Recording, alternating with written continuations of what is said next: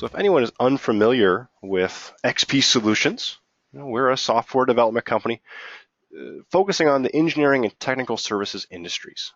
So I just like to point out that we have 3 main offices, one in Portland, Oregon, in the US, one in the UK, and one in Australia. So you could say the sun never sets on the XP Solutions support team, which is a great asset. So we have support all over the globe.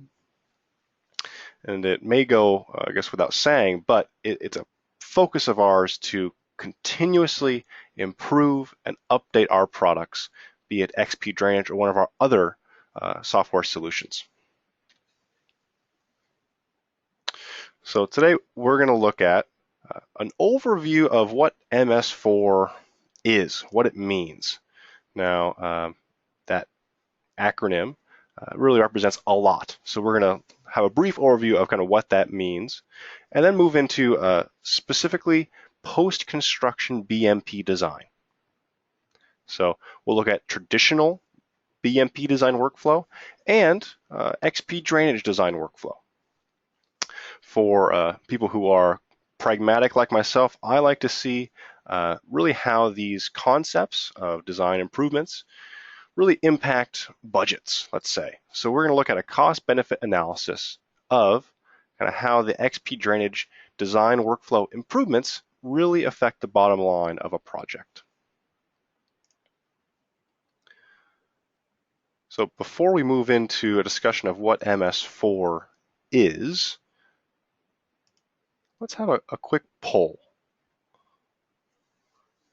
So I want to see from all the attendees, in what capacity are you currently involved in post-construction BMP design?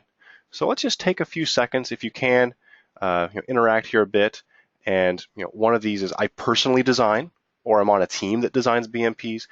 I manage a team that designs BMPs. Perhaps you don't personally at the moment, but your organization certainly does. And obviously, if you don't currently design but are interested, that's kind of the 4th option there. So that's great. Let's look at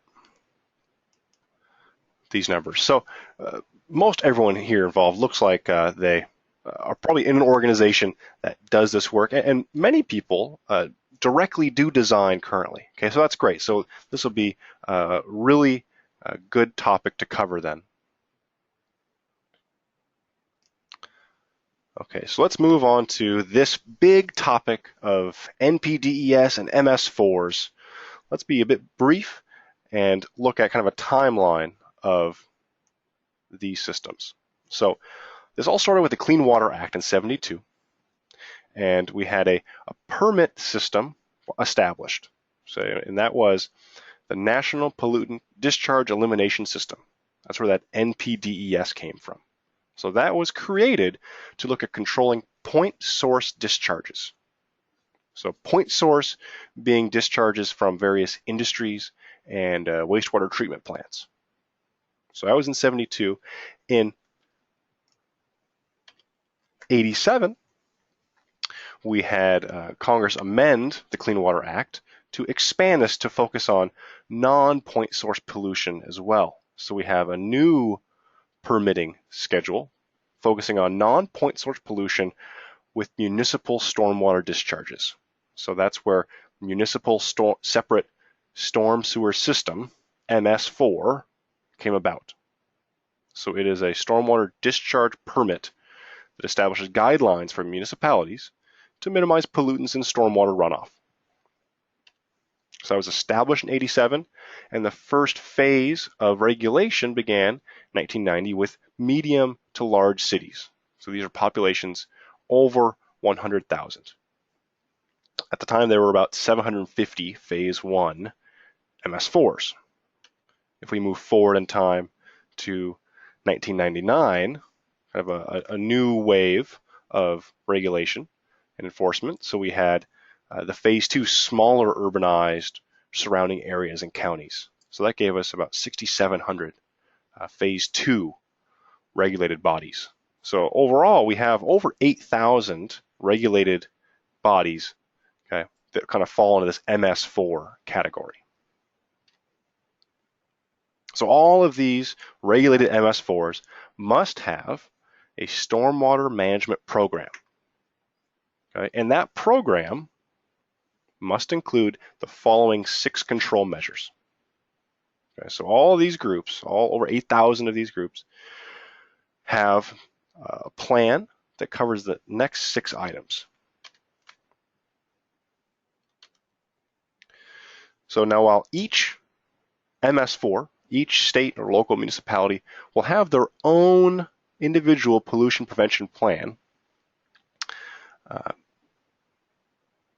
most are quite similar. Okay, so we're going to look at, they're all going to touch on public education outreach, public participation and involvement, illicit discharge detection and elimination, construction site runoff control, post-construction runoff control, and lastly, a more general pollution prevention and good housekeeping. So you can see with these 6 minimum control measures, we really cover the full spectrum of illicit discharges and reducing non-point source pollution. And of all these items, what I'm talking about today, and what probably most people here are interested in, is the post-construction runoff control. So what is post-construction runoff control, BMPs, or best management practices? So the general idea here is that the aim is to maintain pre-developed natural hydrology conditions as much as practicable. So one piece of this is LID techniques. That's what we're seeing on the screen right now. These images are showing individual stormwater control facilities, individual LID facilities that are going to treat and mitigate the runoff volumes in areas. So these include bioretention, rain garden systems, grassed swales, infiltration trenches, what have you. Obviously, this list goes on. We could have rain barrel cisterns, permeable pavers, so on and so forth. So that's one piece of post-construction runoff control BMPs. Taking a step back, so that's just the individual LID facilities. Now, another part of this is simply better site design. So what do I mean? Distributed treatment across a site. Okay, and also the idea of maybe site layout being driven from the natural, existing drainage flow paths. So not only do we implement these individual facilities, which will treat the runoff, but we implement these and design our site in this distributed fashion. One step even further up would be holistic planning. So eliminating curb and gutters, perhaps having narrower roadways, okay, with off-street parking, shoulder parking on permeable surfaces, let's say. So all of these come together to make up that post-construction runoff control, BMPs. So if that description wasn't good enough, well, here are some images. So this is a schematic. On the left would be our traditional design. On the right would be more of the holistic design approach. So on the left, we're going to mass grade the whole site. Any vegetation which used to be there is removed and then planted with something else. The character of the site is lost. The natural drainage patterns destroyed. Okay. So on the right, just as many lots are developed, which is a real critical piece for residential development in this case. Well, we're going to preserve the natural drainage flow paths. Okay, the character of the site itself is preserved. We have these undisturbed zones of vegetation. That's going to give us these wonderful open spaces and community gathering places across our site. Okay.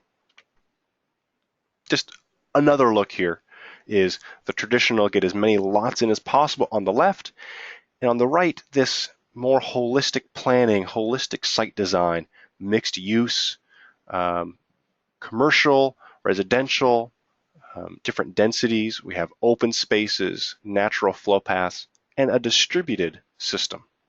Okay.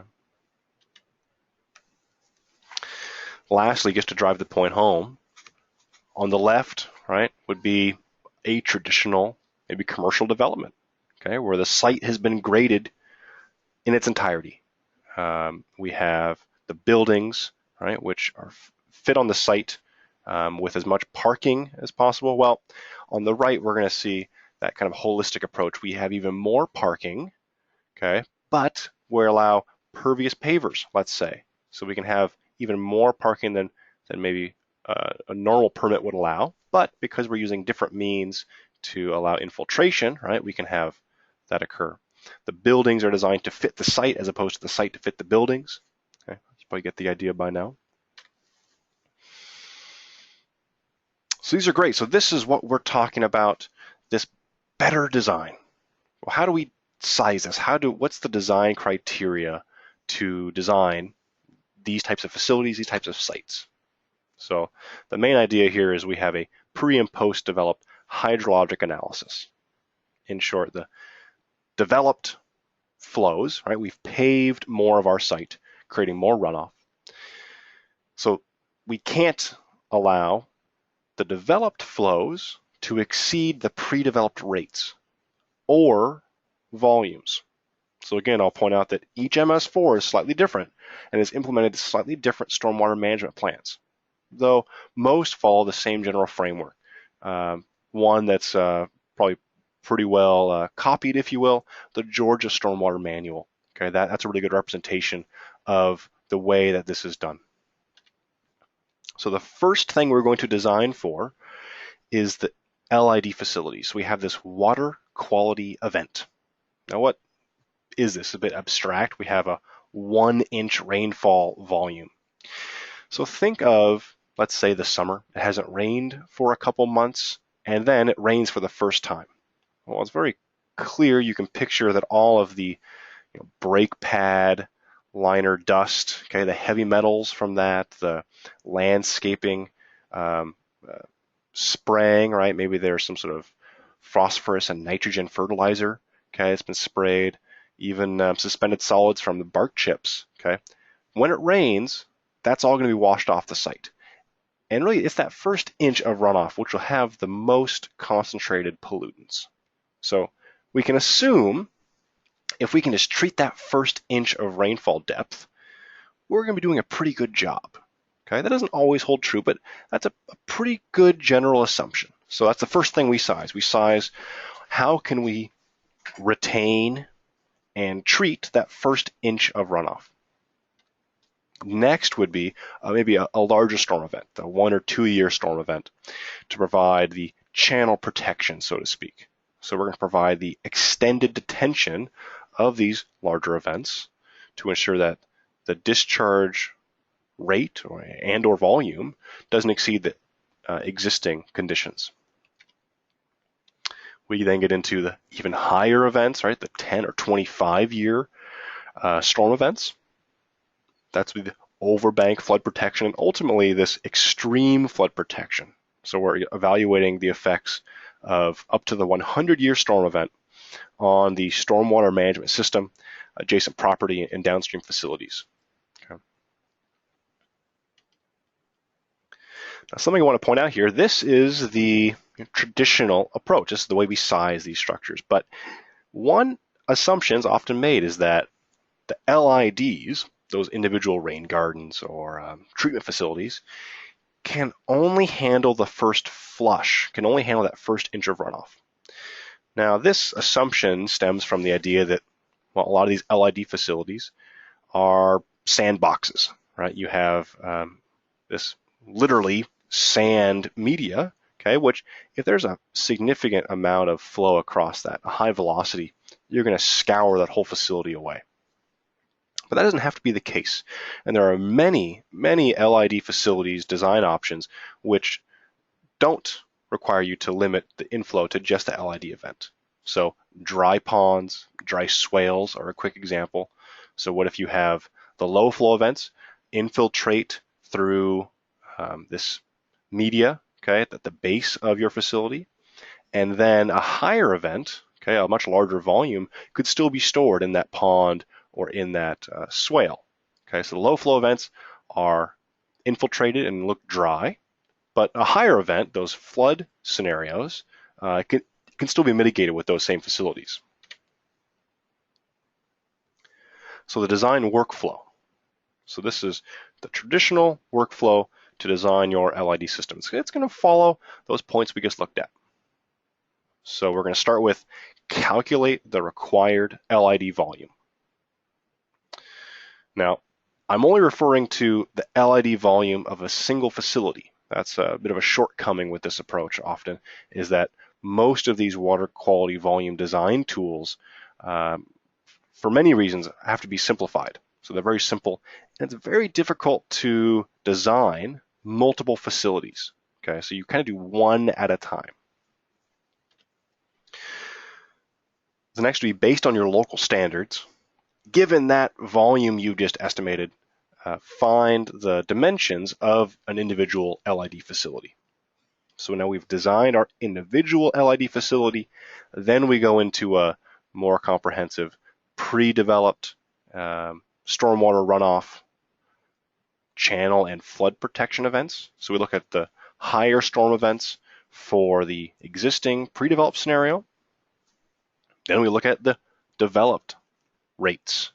And the piece that really is where people spend the most amount of time is you have your pre-developed, your developed, well, what's the mitigation option? So we can pave all this area and put this building on your site as long as you do step number 5. So what mitigation options? So as I said, this is going to be the vast majority of design effort at this stage. And is often the biggest variable in the design process. So making the site work, getting the developed flows to be reduced to meet the existing conditions.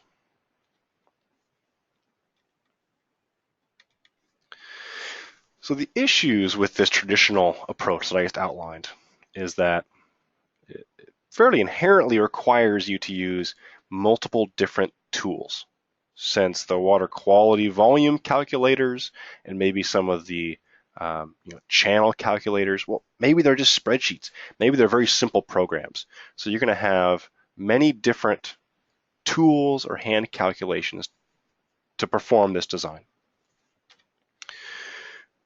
Due to the way we use these tools, the limitations of these tools, the fact that we have to have such simplistic catchments, individual facilities designed at once, no interaction across your site can be allowed for, can be assumed. So the site is essentially disconnected from itself. This is a really important item when we get later on into looking at site development. The feedback loop to, let's say, the water resources team, to the site design team, if it happens, it eventually will, but often it is much too late. Okay, so that's a real issue and going to be a real time killer. So there's no holistic development view, right? We're so focused on these individual facilities and the individual elements. It's very difficult to take a step back and incorporate this real BMP best management practice that we talked about before. Comparisons, which are a necessity, become very cumbersome with all these different tools. As I mentioned a bit, the general complexity, the real worldness of the site is ignored. Okay. And ultimately, and this is a big one for me, the graphical output, right? How am I going to convey my design to someone else? Be this on my design team. So how am I going to convey my design to a site designer? So I have a certain size swale. How do I convey that to someone else? How do I convey what I'm designing to, let's say, an external party, a client, right? A city. Maybe this is part of the bid process. How do I demonstrate that? Typically not very well. Okay. So this would be the Xpdrainage workflow. So we're going to overcome some of these issues. So the first part, we're going to look at the pre-developed flows. We're going to have that water quality volume assessment, the pre-developed runoff and pollutant concentrations, and move into right away looking at estimates of flow control, ponding requirements, volume requirements. Right away we know the existing conditions of the site, those flows, those pollutant concentrations, and we can quickly estimate what the requirements would be to contain those. Then we can begin to implement these stormwater facilities, that build up your treatment train. I almost like to think of it as not even just a treatment train, but kind of a web of facilities. So we can build this web of interconnected sustainable drainage on our site. And perhaps most important part is compare and modify in a very clear way. So I can break up the workflow solutions kind of into two pieces. One is the more just specific drainage and site design component. So just to start, right, we aren't using spreadsheets, we aren't using multiple tools. We have this one software where we can load in the background information. That might sound obvious, but we have to visualize kind of the real worldness of the site. So we need to know, where are the literal manholes in space. So we can draw to scale on a site plan, put these facilities to the appropriate size. And if we do that, okay, we're going to automatically sample elevations, calculate lengths, calculate slopes. Okay, we're now automating the design process, which before, right, would be unthinkable. We can automate this. One item which I think is very powerful is the idea of just seeing a profile of what you're doing. That's where in a previous webinar I spoke about how there's a lot of design mistakes which are made because you can't really see this piece here. So you can see a long section of how systems would actually drain across your site. So not only can you visualize this current design element, but it's representing the entire treatment train across your site as a whole. We're going to see the interaction across your sites in between your facilities, which will actually happen and is likely going to make a big difference in your ultimate design.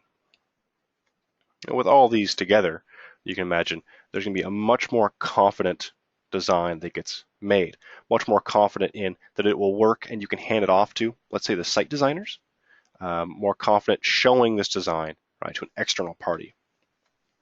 We'll touch on here at the end of the presentation all of the reduction in design iterations and eliminating that design waste is going to save us quite a bit of money. So that maybe more bigger picture, okay, this workflow solution would be the planning and project scope.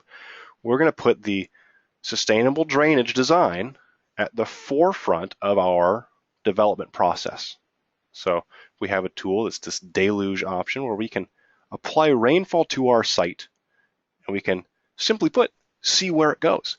We can find the natural drainage corridors, see how deep and how fast these areas fill up, and right, incorporate that into our site planning design. With this kind of idea, okay, we're going to be able to lay out this true treatment train approach, not individual facilities, but that web, that interconnected web of drainage across our site. And the last one for myself, I have worked on projects where I've had 8 different software packages all being used at once, and I was never very good at any one of them. Right? The point here is we have one software package that's easy to use, it's quick to deliver with, so you can be the master of this one thing. And that is, to me, a huge asset. So here is a bit of a screenshot of what I'm saying. This is within Xpdrainage. You're going to see that we can have this web, these treatment trains. This is a real site. This is a fairly complicated site to design for. But we have incorporated all of the unique design elements, the bioretention rain gardens, the permeable pavements, the wetland, the ponds downstream. We can incorporate all these designs across one system, which is a huge benefit to convey the correct design to someone and as far as designing how it's really going to work. So we'll look at this shortly using the software.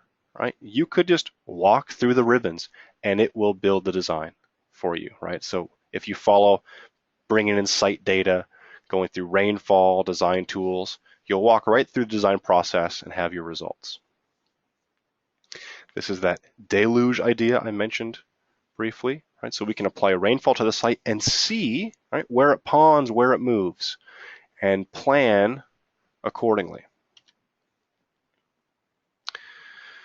Now, it's important to note that quantity and quality are two different things. So a lot of times people might mention, oh, they have a water quality analysis, but they're not actually looking at pollutant concentrations. Okay, well, we can do both. Okay, we can look at not only the flood volumes and the treatment of those volumes, but also the treatment and removal of pollutant concentrations, okay, and pollutant loads on a site.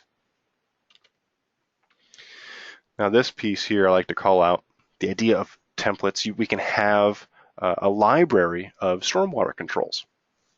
By default we have say 8, 10, 12 different facilities, rain gardens, perennial pavements, cisterns, okay?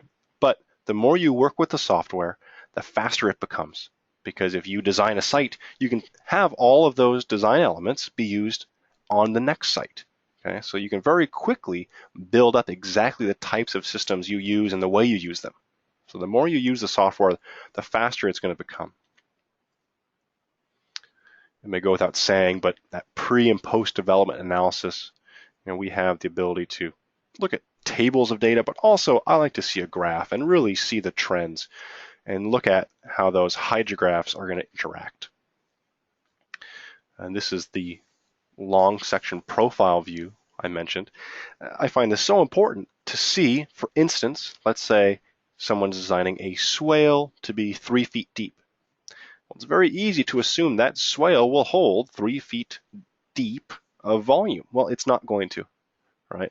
You can see in this picture, what if I have kind of a longitudinal slope? Okay, well, I'm not going to be able to fill that facility up to the brim, so to speak.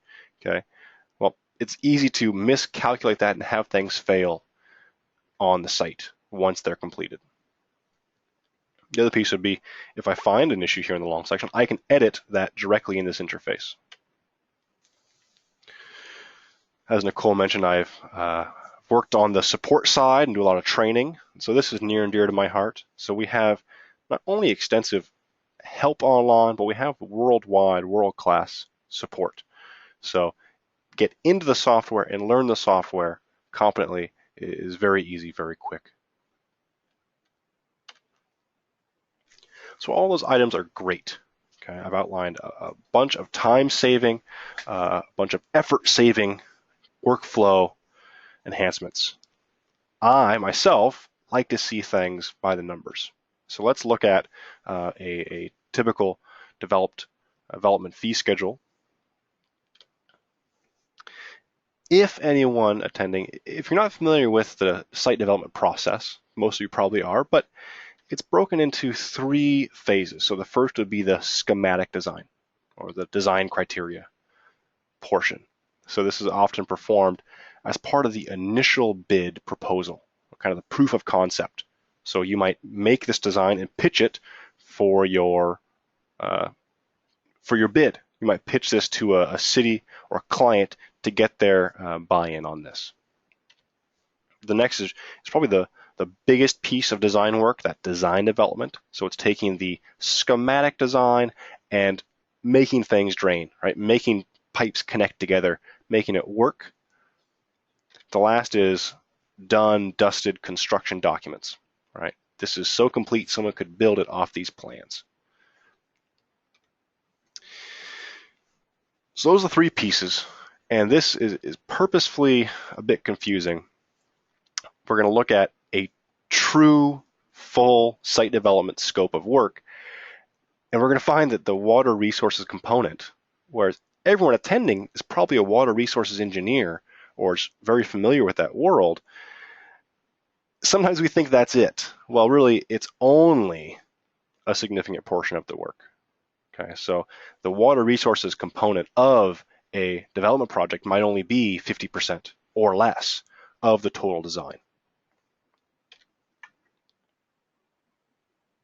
Okay, so this is a sample fee schedule.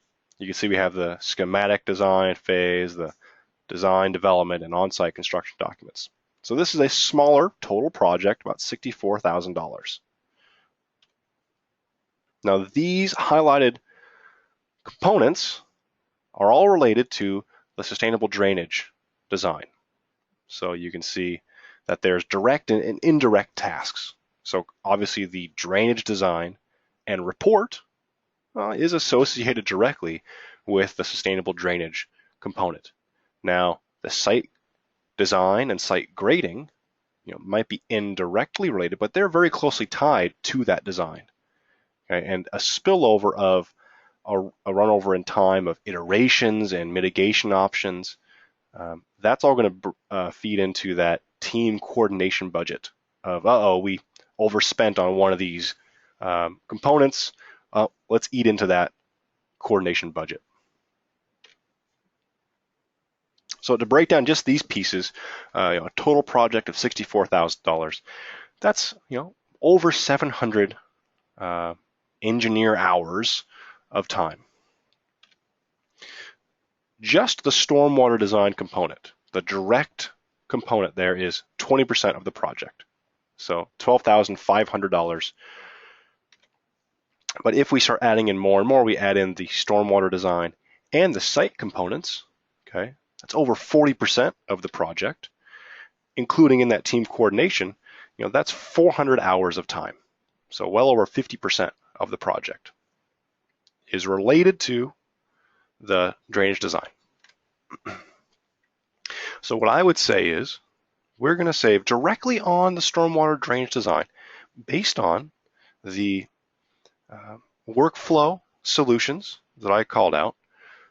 We're going to save a good amount of time directly in that stormwater design component. So you'll see the preliminary analysis, right? We're going to save a bit of time, especially in that the real meat and potatoes of the design work and design reporting. Okay, big time savings there using all these tools, visualizing our design.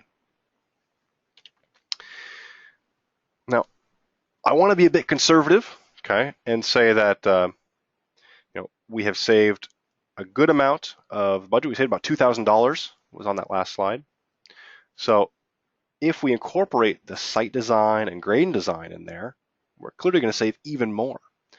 Being conservative, I'm going to leave out grading design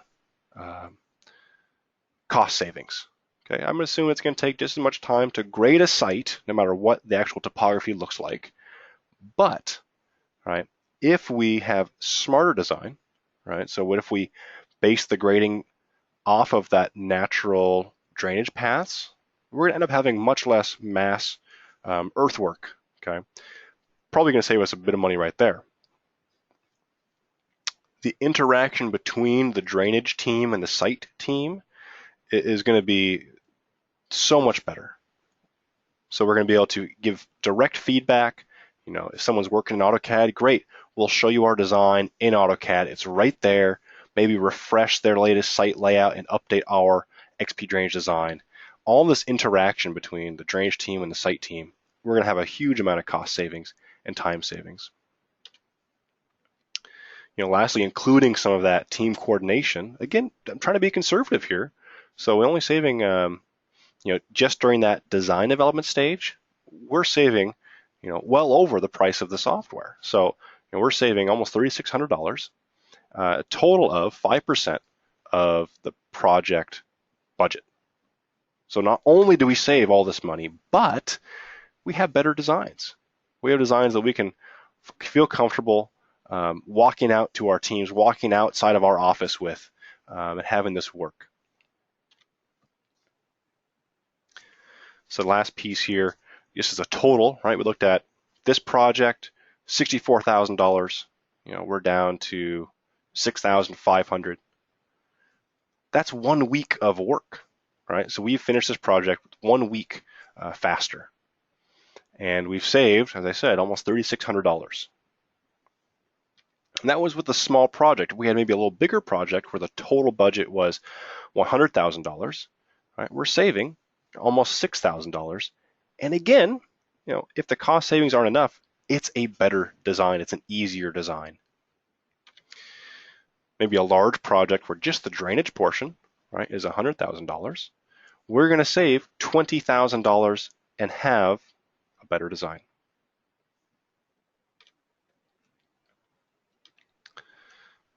Oh, sorry, the last piece here was, that is over 5.5 weeks faster. That's savings. Okay, that's very important. So I wanted to just jump into the software.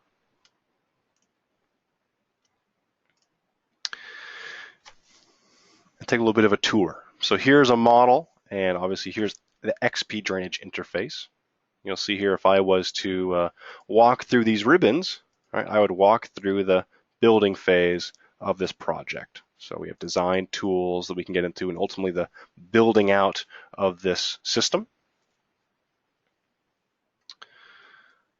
So before I do anything, I always like to look at that wonderful long section view. Right, so I want to see right away how these facilities are interacting. Right, so I could play this through in time and see how truly this swale with under drain filter, how this is going to fill up, the timing of which.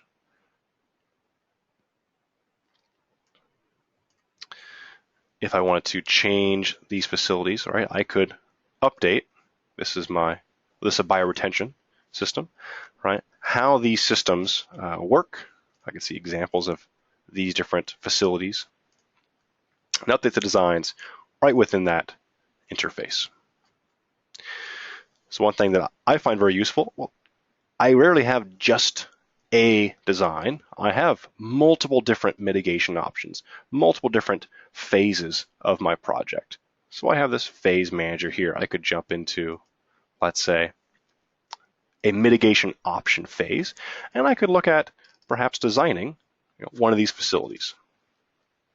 So for example, you'll see we have the ponding zone, right? So the actual footprint of our facility and the storage above ground. All right, what if I was to change some of these items? So if I wanted to maybe say this is actually going to be 2 feet deep, we'll see how my area has changed. So a 2 foot deep facility is going to make a much larger footprint on my site. Right, same thing here. I know the base area. I actually want that to be bigger, and that could be, let's just say, that much larger. And we can increase, based on this design, we can visualize the exact footprint of our facilities. Right, so very important that we can have this transparency directly on our site plan. So this plan, this design, I could send to someone who maybe uses AutoCAD, let's say, and this is all done on their CAD files, and they could incorporate this in, let's say, the grading plan very seamlessly. So I have a different model, let's say a site that I have yet to develop. Okay. So I could use that deluge option before I do any sort of actual site planning, and I could run that rain directly on this site idea. So you can see where this site will fill up with water, right, where the flow paths are. And in my case, I could put a drainage facility kind of in line with the natural flow paths, right? That's going to make this very easy, right, to drain across my site. The mass grading would be kind of kept at a minimum. So I could perhaps, let's just draw part of the site here. I could select a developed land use area with my different facilities. Let's just say I want to create this treatment train. Maybe I could switch from bioretention, which was the first thing I included, to a swale. All right, and now I can edit, right, all these facilities. So the same design option I showed before, obviously adding in filter areas, pollution, whatnot. So I happen to already have, a final design, let's say, and you could see the way that I have incorporated perhaps a little different layout for this bioretention system, right? I could change this. Maybe I want to add this facility in with a new, maybe there's some new sidewalk planned, reduce the size of this facility, okay? All this interface, the idea is that it's flexible, it's interactive, and it's clear to show yourself and to show others what you're planning on.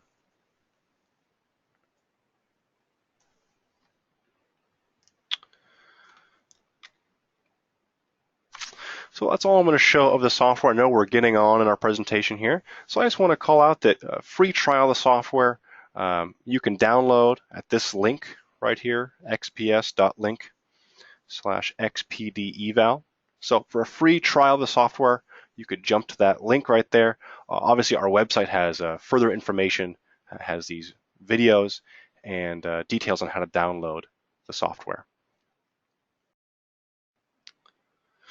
So again, thank you for joining. If there are any follow-up questions, please, by all means, contact myself, contact our group here, amsales@xpsolutions.com, and we can follow up with maybe a more detailed discussion of any questions you have that maybe you couldn't write down in time for this session.